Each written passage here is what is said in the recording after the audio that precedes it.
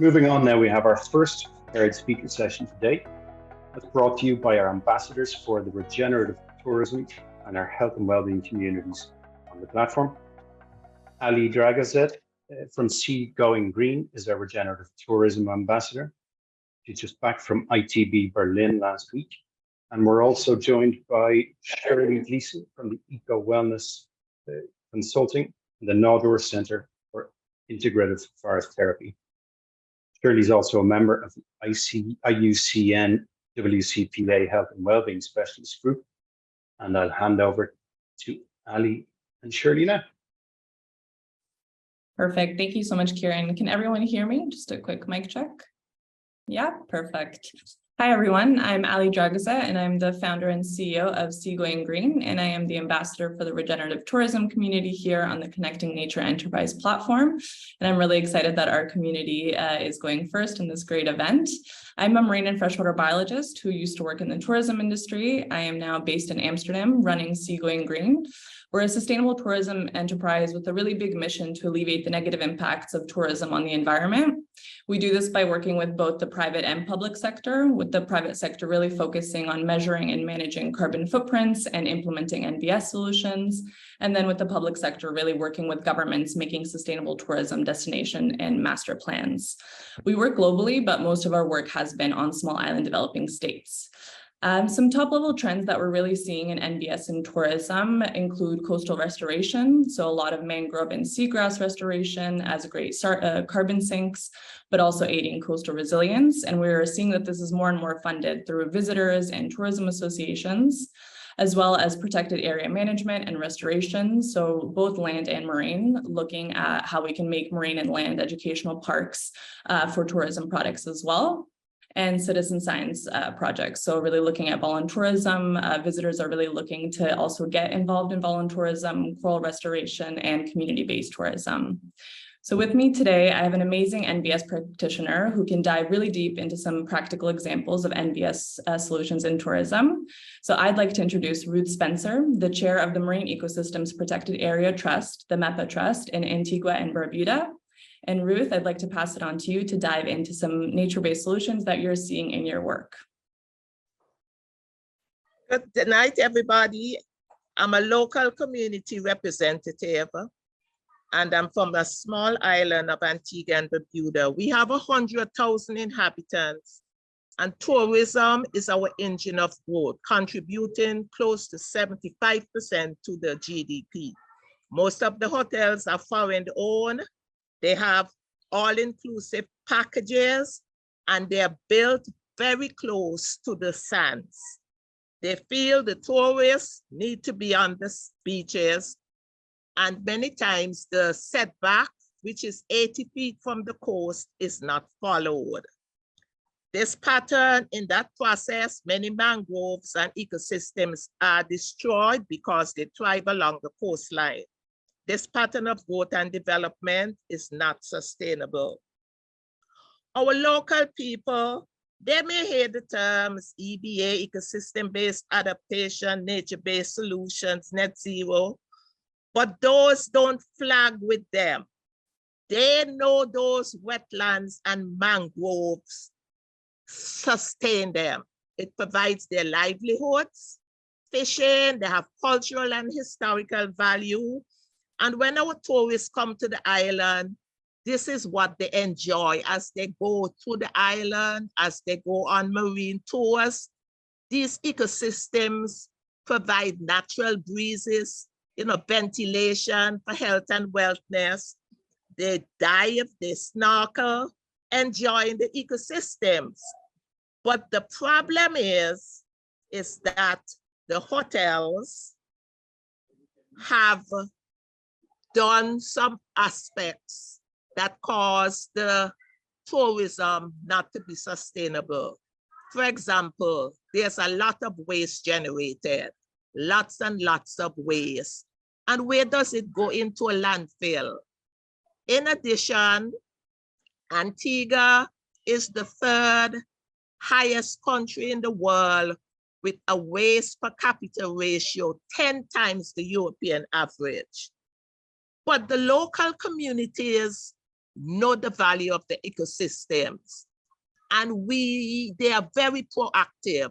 So they see the waste being generated and they go and build partnerships with the cruise ship sector, with the hoteliers, trying to reuse and repurpose the waste. This waste, when it goes to the landfill, unseparated, it has many toxic and hazardous substances in it, and it hurts people and the environment. Our local communities have taken on roles and responsibilities to keep our tourism products sustainable. Nobody gave them these roles and responsibilities, but they saw the need to take action. Our government has certain areas protected by law. They're called protected areas. They have turned them into something called special economic zones where they're given out to investors. And you know what that means? When your marine protected areas now are no longer protected, when your wetlands construction marine has been built in them. So the local people realize what's happening, and we get on the radio, we call the nation to action. We inform them what's going on because we feel our voices should be a part of that decision making when it comes to environmental hazards. Because in a small island, when you make wrong environmental decisions, you can't solve them. Building setbacks, trying to invest in hard structures, that don't work. They can't take the place of our natural ecosystems. So our local people, our environmental stewards, our environmental defenders, these are the ones who are making the change. They're the ones who are helping to wake up the country that tourism by itself cannot thrive. Our ecosystems need to be protected.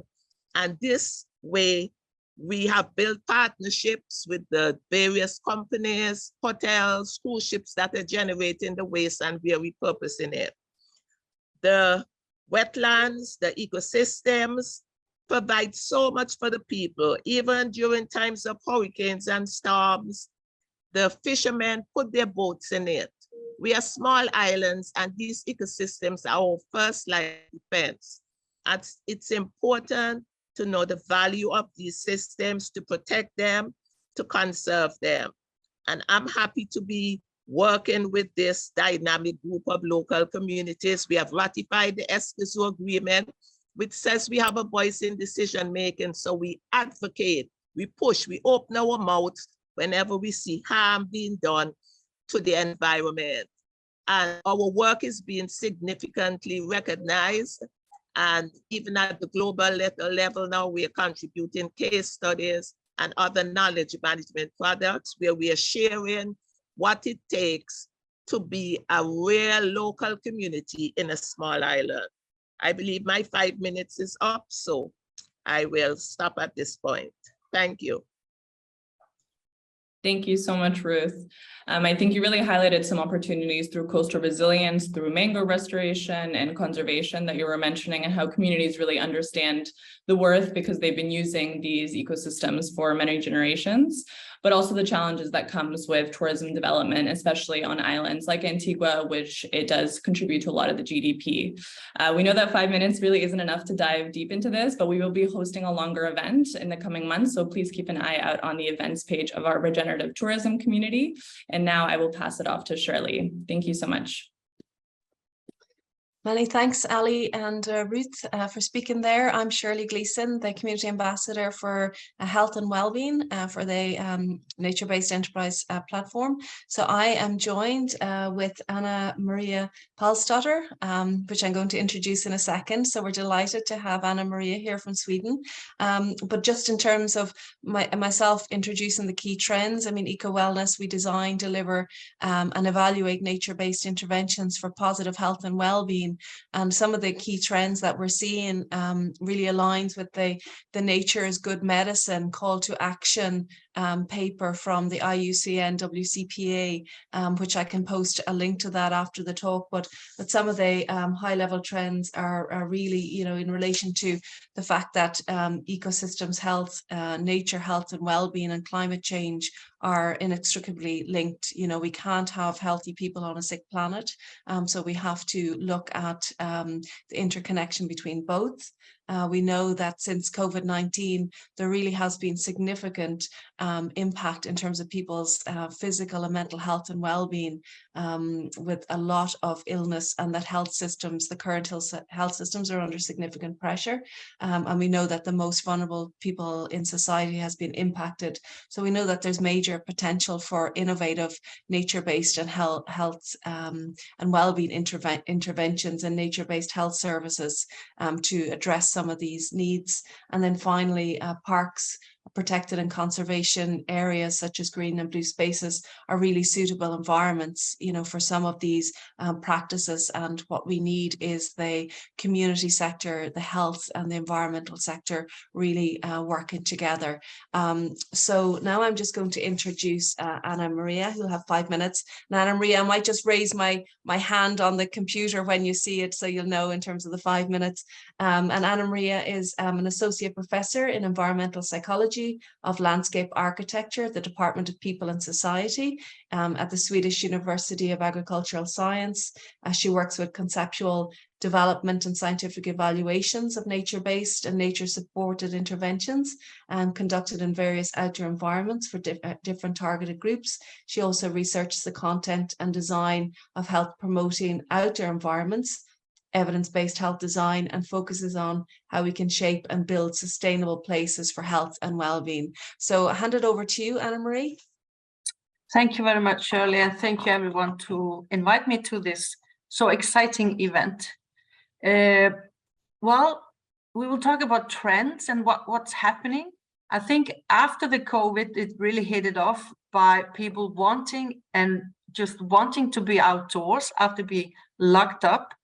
But what I see in my work is not just to get out in any kind of nature, any kind of greenery, but people are really seeking for the more naturalness, wildish kind of properties or qualities in the outdoor environment. So we could say we were talking about healthy planet, but it's also about healthy planting, sustainable plantings that are not too man-made or too manicured, but more have the like the appearance of being nature. Nature has the control, and we can see that people are seeking for what we call nature connectedness. They want to be part of nature, not just consuming, but being part of it and feeling that they are part of something bigger than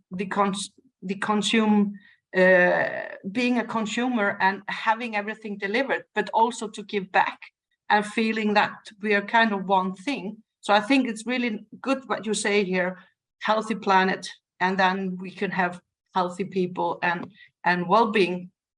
And we also see that this people are craving for multi-sensory experience, not just seeing and regarding the environment as a picture, but also this to interact, either to work or do something beneficial for the environment. Nature conservation is one part, for example, but even to be active in nature. And you can be active by being here and now, just being part of it and breathing it with all your senses.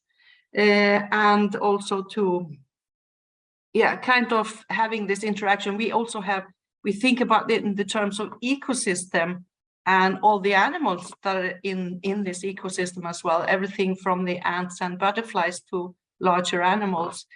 So that's also something that is creating a fascination when you're out there. You are exploring as well, so you're kind of with it. And it's feeling that also the force of power.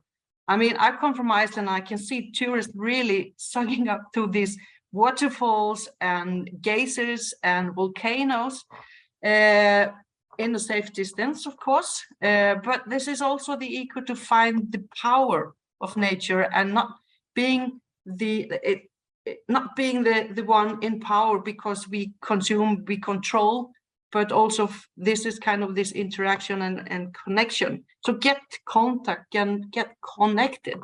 So for the enterprises, I work with a lot of enterprises that are offering nature-based rehabilitation and more support for the healthcare system. And that's the same there, that people are looking for more the natural way that is not too man-made or man-made. Of course, we can design, but the design has to kind of take this, like the biophilic design. How can we create with nature as a part of nature? So that's kind of my main key message and trends, is to look into how can we do this in harmony and be part of nature and giving people experience, multi-sensory experience of being in nature, with nature, and for nature.